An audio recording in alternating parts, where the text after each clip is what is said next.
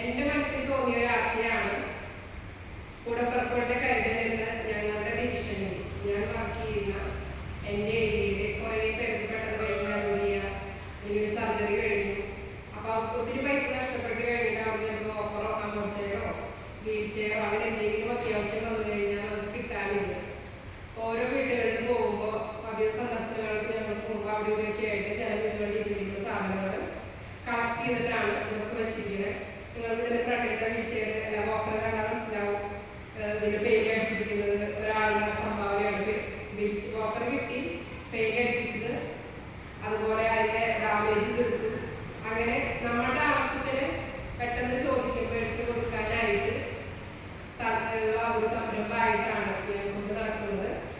അതിലേക്ക് ഒരുപാട് സന്തോഷമുണ്ട്. കൂടപ്പുറപ്പുകളുടെ കരുതൽ എന്നാണ് അതിൻ്റെ ഈ ആശയത്തിന് ഞാൻ പേരിട്ടിരിക്കുന്നത്.